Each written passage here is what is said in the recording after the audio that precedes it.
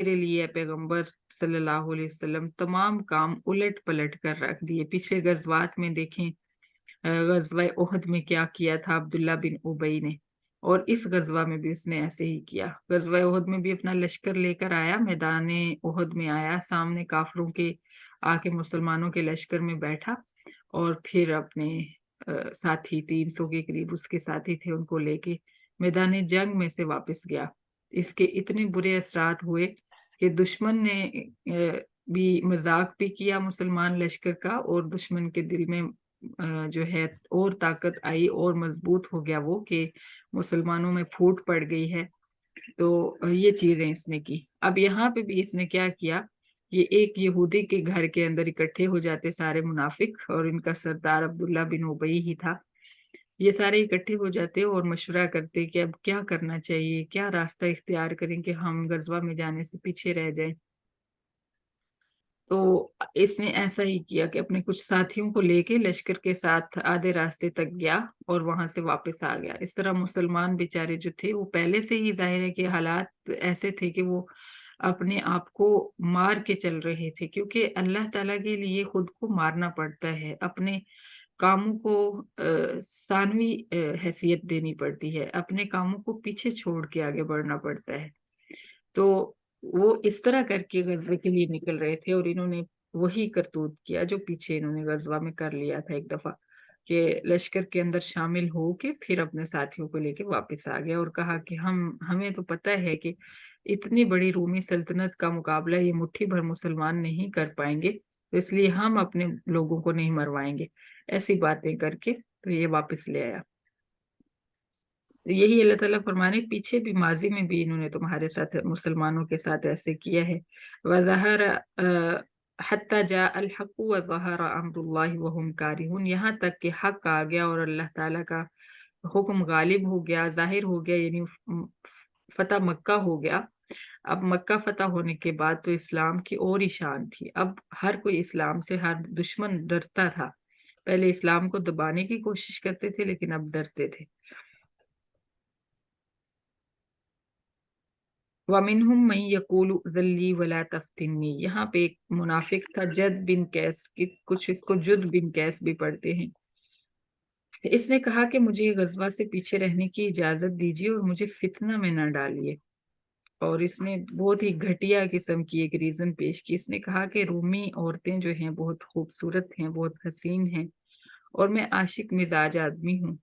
मैं उनकी औरतों को देख के जो है अपना कंट्रोल खो बैठूंगा। आप मुझे इस फितने से बचा लीजिए ए पैगंबर। आप मुझे इस गजवा में शामिल होने ना दीजिए, आप मुझे ना जाने दीजिए, क्योंकि मैं वहां जाके लड़ नहीं सकूंगा, बल्कि उल्टा मैं फितना में फंस जाऊंगा। तो आप सल्लल्लाहु अलैहि वसल्लम ने इजाजत दे दी। जाहिर है कि आप नबी रहमत थे, और आप छोटे छोटे मसले को भी अहमियत देते थे अगर कोई आके आपके सामने बयान फरमाता था। अला फिल फितनती सकतू, अल्लाह फरमाते हैं कि फितना में वो पहले से ही गिरे पड़े हैं। नया कोई फितना क्या होगा मुनाफिकत से बड़ा। व इन्न जहन्नम लमुहीततुम बिल काफिरीन, और साथ ही जहन्नम की वईद भी सुना दे कि जहन्नम काफरों को घेरे हुए है। इन तो सिब का हसनतुन तसुहुम, जहां तक उनकी बात है तो वो आपकी फतह पे परेशान हो जाते हैं। व इन तो सिब का मुसीबत यकूलू कद अखज़ना अमरना, और अगर आपको शिकस्त पहुंचे तो वो फिर शेखियां बिगाड़ते रहते हैं कि हमने तो अपना मामला संभाल लिया था, हमने ना जाने का फैसला करके बहुत अक्लमंदी की, हम बहुत अक्लमंद हैं, बहुत सियानों की तरह हमने सोचा। व वयतवल्लु वहुम फरिहून, और इतराते हुए वापस लौटते हैं। कुल नहीं युसीबना इल्ला मा कतबुल्लाहु लना, ये है मोमिन का ईमान। अल्लाह ताला फरमाते हैं इनको बता दो कि हमें कोई भी मुसीबत हमारे मुकद्दर से ज्यादा नहीं पहुंचती। जो अल्लाह ने हमारे लिए लिख दिया है वही हमें पहुंचेगा। हुआ मौलाना, वही हमारा कारसाज है। वअलल्लाहि फलयतवक्कलिल मुमिनून, और मोमिनों को चाहिए भी यही कि वो अल्लाह पर भरोसा करें। कुल हल तरब्बसून बिना इल्ला इहदल हुस्नयैन, फिर मुसलमान की शान माशाअल्लाह से बयान फरमाई कि मुसलमान को दोनों हालतों में, शिकस्त की हालत में भी जो है भलाई ही मिलती है, और फतह की हालत में भी भलाई ही मिलती है। ان کو بتا دو کہ تم ہمارے لیے دو بھلائیوں میں سے ایک بھلائی کا انتظار کر رہے ہو، یعنی یا تو ہم شہید ہو جائیں گے اور جنت میں پہنچ جائیں گے، یا پھر ہم فتح کی صورت میں مال غنیمت اکٹھا کریں گے اور بہت ساری زمینیں اور جائیداد جو ہے وہ ہمیں ملے گی۔ وَنَحْنُ نَتَرَبَّصُ بِكُمْ، جبکہ ہم تمہارے بارے میں کیا انتظار کر رہے ہیں، أَن يُصِيبَكُمُ اللَّهُ بِعَذَابٍ مِّنْ عِندِهِ، کہ اللہ تمہیں اپنی طرف سے کوئی عذاب بھیج دے تمہارے اوپر، او بِأَيْدِينَا، یا ہمارے ہاتھوں سے شکست فاش دے کر تم پہ عذاب بھیجے۔ فَتَرَبَّصُوا إِنَّا مَعَكُم مُتَرَبِّصُونَ، لہذا تم بھی انتظار کرو اور ہم بھی تمہارے ساتھ انتظار کر رہے ہیں۔ قُلْ أَنفِقُوا طَوْعًا أَوْ كَرْهًا، اب منافقوں کے لیے مال خرچ کرنے کے بارے میں حکم آ رہا ہے کہ تم خوشی سے خرچ کرو مال یا نہ خوشی سے خرچ کرو۔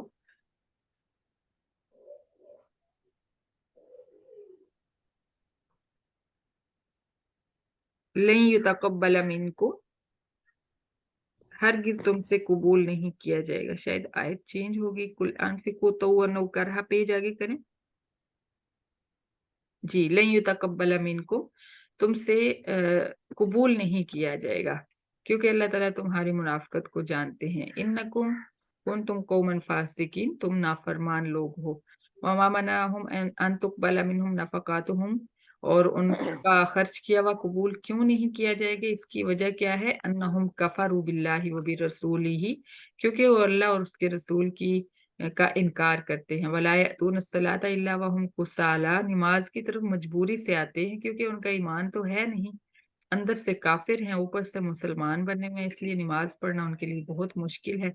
ولا ينفقون الا وهم کارہون، اور خرچ کرنا بھی بہت مشکل ہے، چونکہ صرف ایک فرضی کاروائی ہے ان کے لیے اور مجبور ہیں، جیسے ہمارے ہاں رسمیں پوری کرنے کے لیے لوگ مجبور ہیں نا، کہ دل کی خوشی نہیں ہوتی، مجبور ہوتے ہیں کہ فلاں کو بھی کپڑے دینے ہیں، لباس دینا ہے، فلاں کو بھی کھانا کھلانا ہے، فلاں کی بھی دعوت کرنی ہے، مجبور ہوتے ہیں۔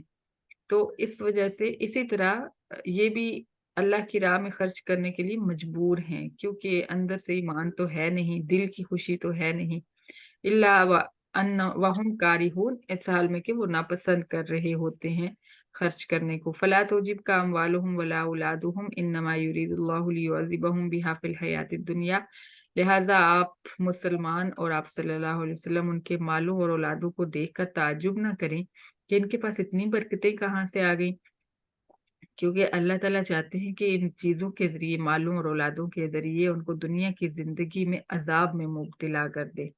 وَتَزْهَقَ أَنفُسُهُمْ وَهُمْ كَافِرُونَ، اور ان کی روحیں اس حال میں قبض ہو جائیں کہ وہ کافر ہی ہوں، کفر کی حالت میں اس دنیا سے چلے جائیں، یعنی اللہ تعالیٰ ان کا ایمان لانا بھی خوب پسند نہیں فرماتے۔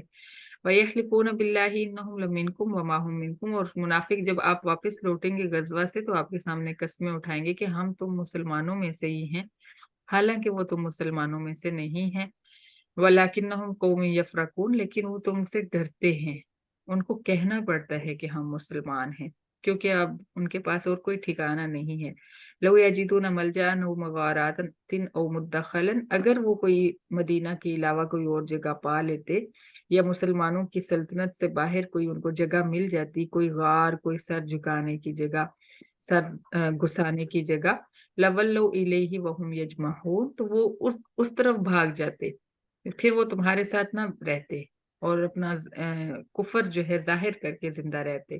وَمِنْهُمْ مَن يَلْمِزُكَ فِي الصَّدَقَاتِ، ان میں سے وہ لوگ بھی ہیں جو آپ کو صدقات کے بارے میں الزام دیتے ہیں۔